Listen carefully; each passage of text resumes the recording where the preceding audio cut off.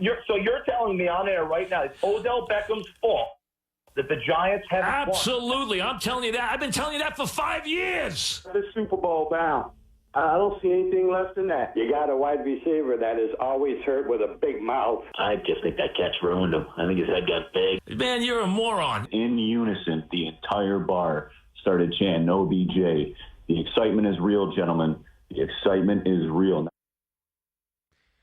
Odell Beckham Jr. out of Cleveland in New York. Plenty of grievances, mainly from New York, whether it's upset that he's gone or defending the decision by being upset at him, though, Chris. It still feels like the Browns got the better of this one. But that's a good way to tee up our weekly segment, Airing of Grievances. I will give you the first opportunity to complain about anything you would like to complain about. I'm going to complain about just that little mashup of stuff right off the bat here. I got to just some of that's just ridiculous. Oh, they haven't won because of Odell Beckham Jr. No, the stats and the facts are the exact opposite of that. So they can bullcrap all they want because maybe some of these radio people don't like the way a new era wide receiver acts. But the stats show the Giants win a lot more when Odell plays, and Eli Manning is a lot better when Odell plays. And when Odell doesn't play, he lives in Blake Bortlesville because that's where his stats are in this whole thing. So that's crazy. And some of those people on there act worse than Antonio Brown and Odell Beckham Jr. and they're radio hosts, but yet they don't like when the football player acts like that.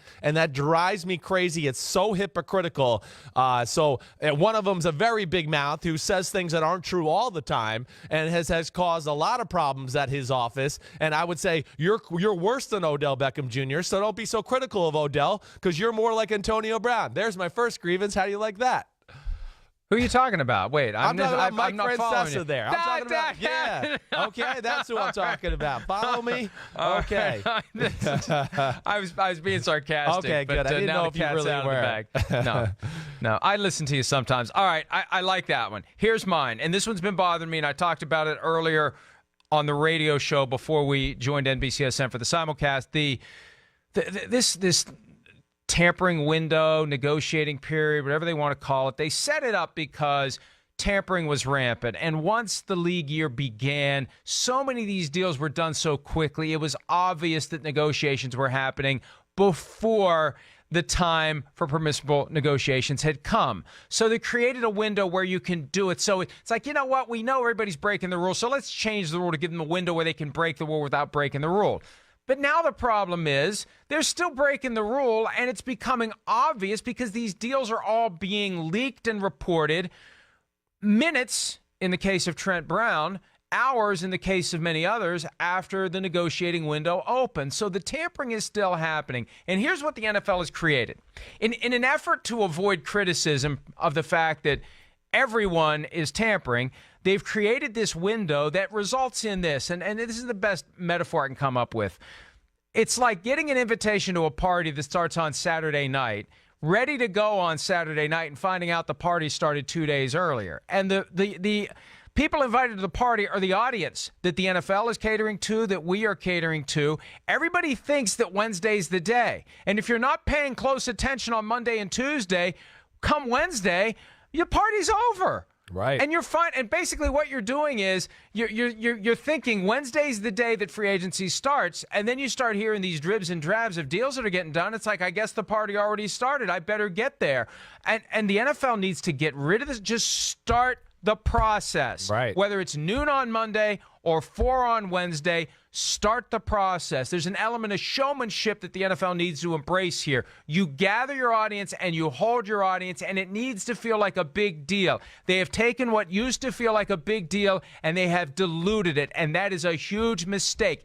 Get rid of the tampering period, start the engines, start the race, and who cares if it's obvious there was tampering? It's still obvious there's tampering, and they never do anything about it, so why are you worried about it? Yeah, and to what you're saying, because I agree with you 100%, I mean, it's diluted and yet it's still awesome and still getting a ton of coverage. So imagine how much more coverage it would get if it was just a little more well thought out and planned. I still think, and I don't know where you think about this, Mike, I really think the new league year should start when we go to Indianapolis for the NFL Combine. I disagree. I disagree. Okay, go Here's ahead. why. Tell me when. I'll tell you why. Yeah. And you've said that a few times this week, and Right. it dawned on me today. Right. The NFL tries to create in the offseason 3 major tent poles: scouting combine, free agency, and the draft. And if you allow the negotiating window to open at the scouting combine, it does anyway. But if you allow it to open then, what's going to happen? 5 minutes later, Trent Brown's got to deal with the Raiders. So you don't want to dilute the combine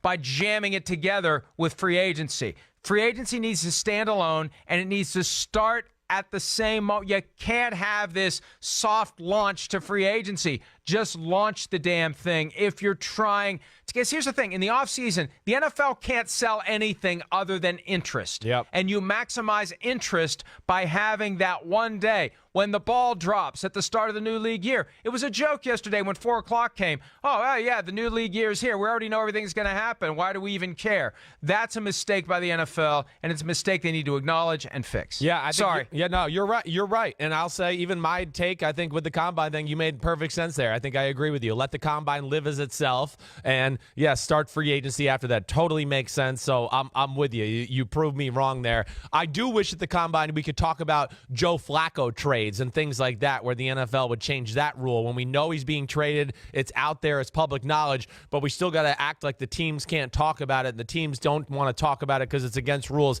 That drives me crazy. So, Or let me say this, Chris.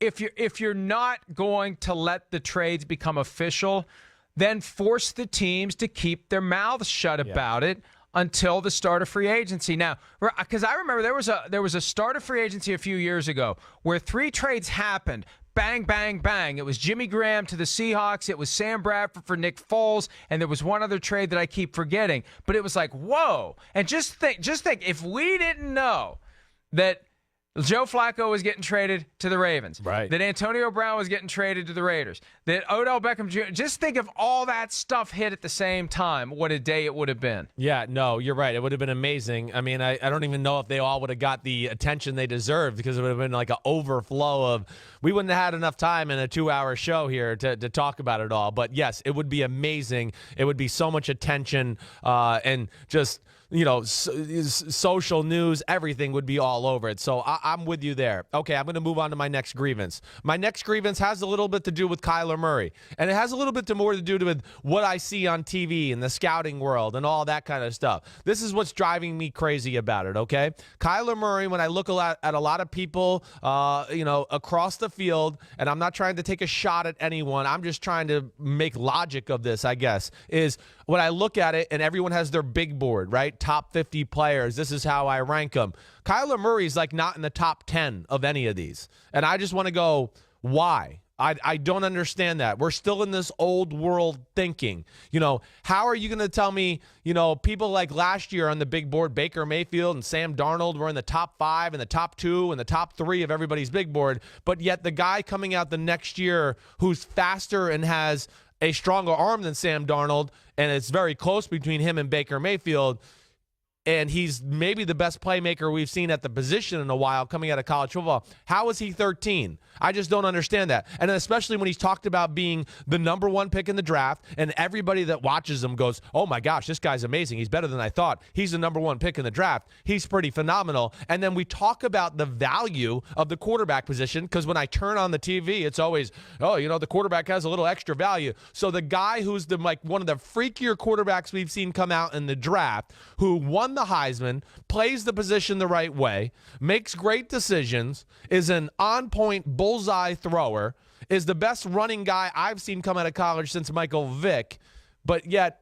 we're not going to put him on the big board in the top 2 or top 3. That just makes no sense to me sometimes. When I read the scouting reports and then see the rankings, I go, wait, your scouting report sometimes reads like the guy's a top 2 or 3 pick, but yet you've ranked him at 14 or 15 for some reason. Why? Because of 5'10"? So that's where I'm pushing back against that. It just drives me crazy. It's one of those things I look at.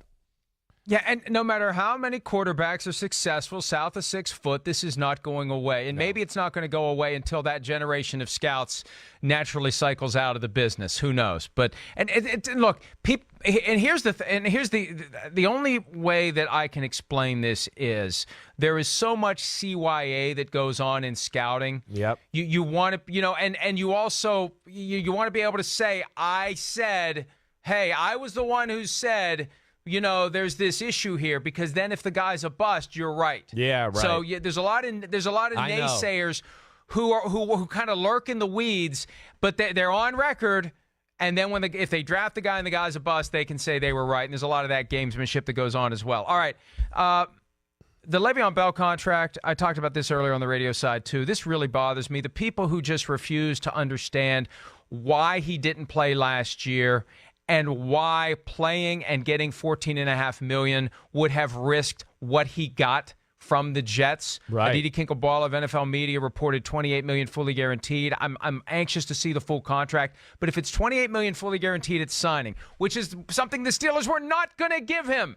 That's the problem. The Steelers do not structure their contracts to put that much fully guaranteed money into a deal. The only way he was getting it was get to the open market. So he went without the $14.5 million as a way to preserve the ability to get the 28. If you take the 14.5 and you suffer a torn Achilles tendon, a torn ACL, a broken leg, whatever. Now, it didn't hurt Quan Alexander, but Bell's perspective as a running back, you got to think about it. You suffer an injury and you don't get your big payday. You give up the medium payday to preserve the life-changing multi-generational payday. Exactly. And it's that simple. Right. But the people who didn't like the fact, it offends the sensibilities that they sat out a year. Oh, you don't do that. How dare you sit out a year? Oh, but you must have made a mistake, because they don't want other people to sit out a year, and they try to double down and bolster their argument that he shouldn't have sat out by making what I think is a false argument and not understanding and appreciating the detail here, the nuance here of what he was sitting out for. Exactly right. No, I know. It's just it's lack of knowledge on the whole situation, the full scope of everything that goes involved in this. And yeah, to people, the common fan, everybody that's watching, you're going to look at it and go, oh, he didn't sign for as much money as I thought he would. And hey, same here. I thought he would get a bigger total number altogether either way. But either way, what you're hearing is, the number we're hearing at this point, right, is $28 million, right, fully guaranteed at signing, $35 million for injury. So therefore, right off the bat, it makes a lot more sense. He didn't want to risk getting hurt last year and never seeing that big payday. So I'm with you, Mike. Good one. Hi, I'm Mike Tirico, and thanks for watching. Make sure to hit subscribe for the latest news and highlights from NBC Sports.